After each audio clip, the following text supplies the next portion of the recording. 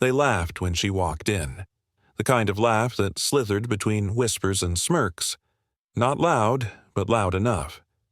It was the first week of the fall semester at Jameson College, and the new philosophy professor had just stepped into her first lecture. Her name was Camille Jackson. Single mother, doctorate in philosophy, and recently hired through a tenure-track program the school bragged about in brochures. She walked with poise, but without pretense. Her blouse wasn't designer. Her laptop had a tiny crack in the corner, and she wore shoes that had seen more sidewalks than red carpets. And yet, she stood at the front of that classroom like it was hers before she even spoke a word. To them, she didn't fit. Not the mold of what they expected. She was a woman of color in a predominantly white, elitist college. She didn't come with high fashion or a high-pitched authority. And she had the audacity, in their eyes, to be both a professor and a mother, as if those identities were incompatible with respect. Before she even reached the podium, they'd sized her up. Brett, the loudmouthed finance major who never wore the same shoes twice, leaned back in his chair, arms folded, eyes full of mischief. Dana, the so-called influencer who never took notes but always updated her story mid-lecture, shot a smirk across the room. Even the quiet ones glanced sideways, unsure whether to respect her or join in the rising mockery that pulsed like background static. The first sign came subtle. Someone had written "Mommy Teacher" on the board before she walked in. Underneath, a crude cartoon. A woman with a ponytail pushing a stroller, with books flying out of a diaper bag. The class snickered. No one erased it. Camille saw it. She read it. But she didn't react. Instead, she picked up the eraser, cleared the board, in silence, and began her lecture like a seasoned professor who'd seen worse, because she had. What they didn't know was that she'd worked in shelters and taught night classes to parolees before setting foot in that college. Her skin was thick, her mind sharper than any insult, and her past, that was a blade most couldn't hold. But the bullying didn't stop. It only learned new forms. By the second week, her office door was being graffitied in chalk with the phrase, "Karate Kid's Mom." At first, she didn't get the reference. Then she saw the meme circulating on the anonymous campus forum. Her staff photo cropped over a martial arts movie poster with the caption, "Philosophy and Punchlines." It was supposed to be funny, until it wasn't, because Camille was a martial artist, a black belt in Shotokan karate to be exact. She had trained for 10 years, long before motherhood, and returned to it after her divorce as a way to regain control over a life spiraling with unpaid bills and sleepless nights. But she had never mentioned it. Not once. She didn't need to. People like her didn't go around broadcasting their strengths. They let silence do the heavy lifting. The final straw came on a rainy Thursday. She was leaving campus, holding her son's drawings in one hand and her tote bag in the other, when Brett accidentally bumped into her outside the parking lot. Her papers flew into the puddles. Her keys scattered. "Oops," he said, grinning, with that spoiled smirk. Maybe next time try yoga instead of teaching philosophy. Behind him, 3 of his friends laughed. They had their phones out. One of them was already recording. Brett stepped closer, trying to assert dominance, chest puffed like he was preparing for a frat house brawl. Camille didn't flinch. She didn't raise her voice. She didn't even blink. Instead, she picked up her papers, wiped the mud with a sleeve, and walked to her car. No retort. No outburst. Just a calm that rattled him more than any curse word could. What Brett and the others didn't realize was that Camille wasn't ignoring them because she was scared. She was watching, studying, waiting for the moment when lesson and consequence would intersect. That moment was closer than anyone imagined. Because over the next week, she began a new unit in her class titled Power, Perception, and the Performance of Identity. It wasn't in the syllabus, but it didn't need to be. She told stories of philosophers who were dismissed in their lifetimes, women whose work was credited to men, thinkers who wore masks to survive in societies that feared their truth. And slowly, the smirks faded. The class grew quieter. Even Brett began to lean forward in his seat, puzzled by the authority she carried not with fists, but with facts. But it wasn't over yet. What they didn't know, what not even the faculty knew, was that Camille had been quietly requested to speak at the upcoming campus safety seminar. The theme: Nonviolent Power, Mental and Physical Control in Crisis. The dean had heard whispers of her martial arts background. It intrigued him. She accepted the invite, and she had a plan. One that would bring every bully to their knees, not with violence but with truth wrapped in discipline. They thought they knew who she was. They thought she was weak. They thought her silence meant surrender. But they had no idea they were about to be schooled, not in philosophy, but in justice. The campus safety seminar was never popular. Most students attended only for extra credit or because they were required to by their residence halls. But this year, something was different. Flyers had gone up all over campus with Camille's name at the bottom in bold. Dr. Camille Jackson, guest speaker, demonstrating practical defense and psychological mastery. When the day arrived, the auditorium was nearly full. What began as casual interest had quickly grown into whispered curiosity. The same students who once mocked her now couldn't stop talking. And somewhere near the back of the room, Brett sat with his arms crossed and a smug grin. "Let's see what mommy teacher can do," he joked to his friends, but there was tension behind his laugh now. Camille entered the auditorium with her usual grace. She wore a plain black top and loose athletic pants, simple and unassuming. Yet her presence commanded attention. No one could quite explain it, but the moment she stepped onto the stage, the air changed. A quiet focus settled over the room, like the stillness before a storm. She didn't begin with theory. She didn't open with slides. Instead, she stood in the center of the room and simply spoke. "Power," she said, "does not always wear a uniform. It does not always raise its voice.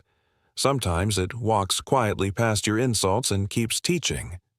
There was a pause. The room held its breath. "When I was 22, I thought philosophy was about words.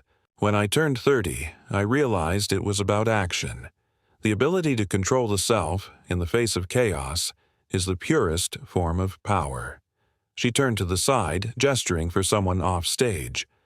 From behind the curtain came two volunteer campus security guards, both well over 6 feet tall in full gear. She nodded once and they approached her with practice padding, ready for the demonstration. What happened next silenced every skeptic in the room. In less than 10 seconds, Camille dropped both men to their knees using fluid, graceful movements. A wrist lock here, a pivot there, no aggression, just perfect, precise control. The auditorium gasped. She stepped back calmly and allowed them to recover. "The body," she continued, not even winded, "responds to balance. Philosophy teaches balance. So does karate. The difference is, in karate, your test is real time." Brett leaned forward, eyes wide now. The grin was gone. Camille walked toward the edge of the stage. Some people believe their privilege protects them, that the right last name or the right skin color will always place them above correction. But I believe in something older than that. I believe in accountability. The seminar ended with a standing ovation. Even the faculty stood. Camille didn't smile or soak in the applause. She simply nodded and walked off stage the same way she came in. Quiet, composed, and deeply in control. The next morning, the energy on campus was different. Students who had once mocked her now approached with genuine questions. Her lectures filled up. Her office hours were booked weeks in advance. Something had shifted. But Brett, he wasn't done. The humiliation at the seminar had burned into him. The kind of bruise that doesn't show on the skin but festers in ego. That night, after a few drinks, he and his buddies decided they would remind her of her place. One of them suggested filming her again, catching her off guard, maybe outside class. Another joked about starting a Professor MMA parody account online. But Camille knew. She'd seen that type before. When cornered, boys like Brett don't learn, they escalate. She knew something else would come, so she prepared. 3 days later, it did. She was walking alone across campus when she noticed a shadow following just a little too long. When she turned a corner near the faculty building, Brett and 2 others blocked her path. "Hey, Professor," he said, voice syrupy with sarcasm. "Thought maybe we could get some extra help with our physical education." She paused, calmly set down her bag, and for the first time since joining the college, she smiled. Just a little. "You still think this is a joke," she said quietly. Brett took a step forward, and in an instant found himself on the cold pavement. One arm twisted behind his back, the other pinned beneath Camille's knee in a flawless takedown maneuver. His friends didn't move. They couldn't. It happened too fast. She leaned in, her voice barely above a whisper. "I told you. Power doesn't shout. And respect." She pressed his shoulder gently, reinforcing the lock. Respect is earned when you least expect it. Security arrived seconds later. Witnesses confirmed what happened. There were no charges, only embarrassment. The footage leaked, of course, but not in the way Brett had hoped. Within hours, the video had gone viral. Professor Drops Bully in Seconds read the headline on student blogs and TikTok reels. The same meme pages that once mocked her were now flooded with praise, memes of her philosophy chop, and videos breaking down her moves frame by frame, and through it all, Camille said nothing. She returned to class the next day, just as calm as ever, and opened her lecture with a simple quote on the board: "True strength is quiet, only weakness demands to be seen." Brett didn't show up, but the rest of the room did. Early, alert, and taking notes. The lesson had been taught. But the story wasn't over yet. Camille Jackson had never asked for applause, and she still didn't now. Not after the viral video. Not after the headlines. Not even after emails poured in from other faculty members offering their admiration, or from students thanking her for standing up to campus toxicity.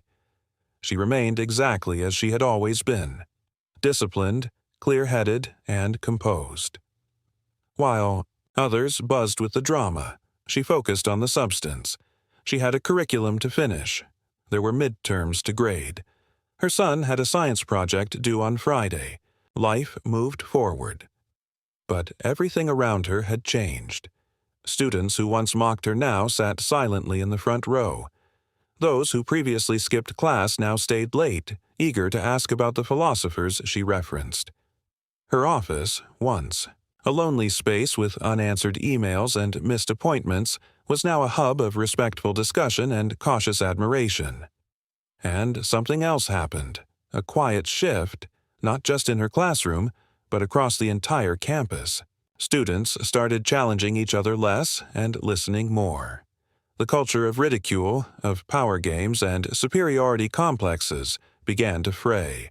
Camille had become something unexpected, a symbol, not just of strength, but of integrity, of patience that outlasts pressure, of intellect sharpened not by cruelty but by hardship. The dean called her in for a meeting. It was the kind of meeting she had once feared, the unexpected email with no details. But when she arrived, it was nothing like what she expected. He greeted her with a smile and asked her to sit down. "I think you're exactly the kind of voice this school needs more of," he began. "I'd like to formally offer you the role of faculty mentor for the Equity and Resilience program." Camille didn't blink. She didn't let the moment swell beyond itself. She just nodded. "I'll accept." "But I want to redesign the program first," she replied, and she did. Over the next few weeks, Camille created a framework rooted in everything she had lived: personal agency, nonviolent strength, and mental discipline.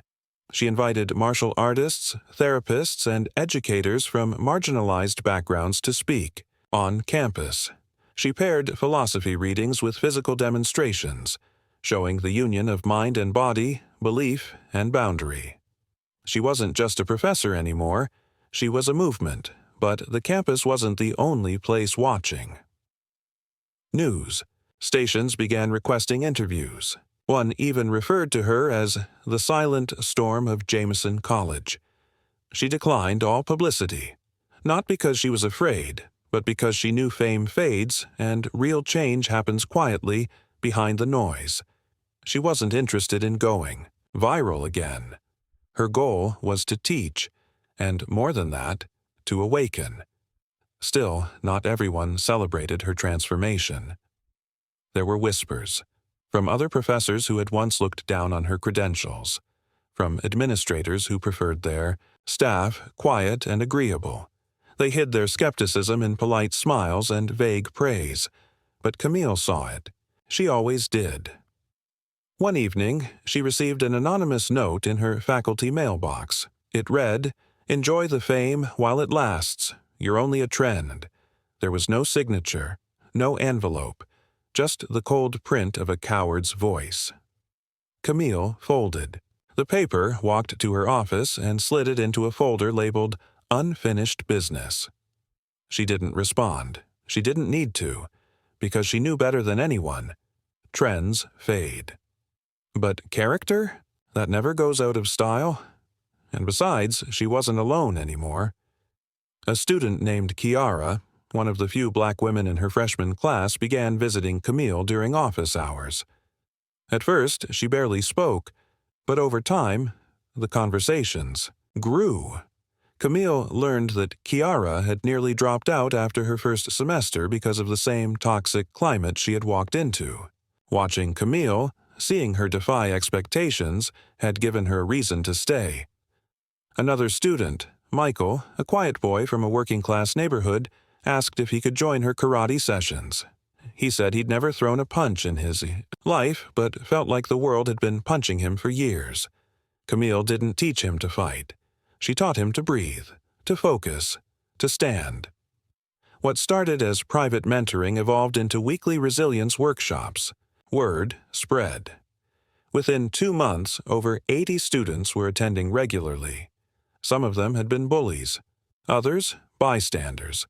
All of them were learning something they'd never been taught: the art of respect. Meanwhile, Brett had all but vanished from the spotlight. His social media went dark. He dropped the class and was later spotted working off campus, far from the inner circle he once ruled. Camille never heard from him again, and she didn't need to. Because this story wasn't about revenge. It wasn't about humiliation. It was about evolution. And as Camille watched her students grow, not in silence, but in strength, she knew she had done more than defend herself. She had redefined what power looked like. There was still more to do. She hadn't told anyone, but she had applied for a grant to build a full interdisciplinary course combining philosophy, martial arts, and real-world ethics. The proposal was titled Stillness and Strike: Inner Power for a Modern World. She submitted it quietly. No announcement, no celebration. Because that's how Camille moved. Not with noise, but with purpose. And behind her, a generation was beginning to follow.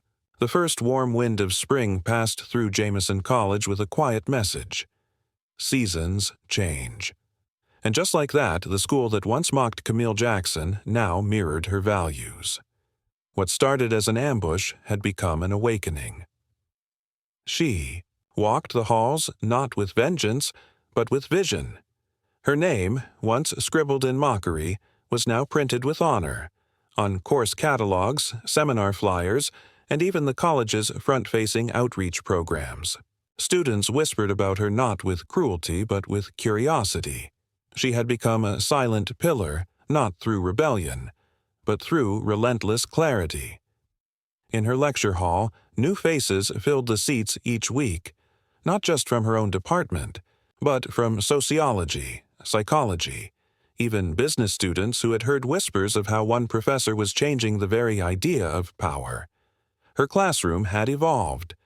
Chalkboards once decorated with insults now displayed profound quotes. One had remained up for 3 weeks straight. You do not need to shout when your presence already speaks. Outside the classroom, her movement took shape. The grant she quietly applied for was approved, fully funded. The university board had been astonished by its potential. A course that combined academic rigor with physical and emotional discipline. It was unlike anything in the country. They offered not just approval, but space, resources, even assistance. But Camille declined the extra help. She didn't want hands that hadn't known struggle building something rooted in resilience.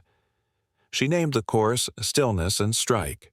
Enrollment filled in less than 3 days. Camille knew what she was doing. She wasn't teaching students how to fight with fists. She was teaching them to fight without needing to. Each lesson blended Eastern philosophy with personal growth. They practiced breathing, posture, patience. She showed them how to stand with confidence without confrontation, how to walk into a room and shift its energy without raising a hand or voice. During one lesson, she stood before a room of 30 students and simply said, "This is not self-defense. This is self-respect." The room went silent. A few took notes. Most just stared, finally understanding why she was different. The university president, personally, requested to attend one of her workshops. Not to speak, just to observe. He left the session shaken. Not in fear, but in humility. He later told the board, "She's not just teaching students. She's rebuilding them." And through it all, Camille remained grounded.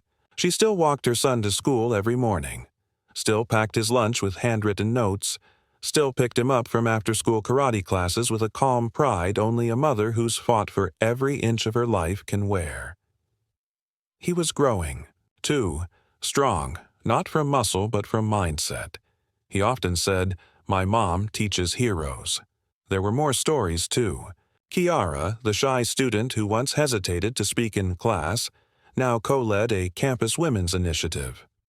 Michael, the quiet boy who had once feared his own shadow, was now mentoring younger students in Camille's resilience circle.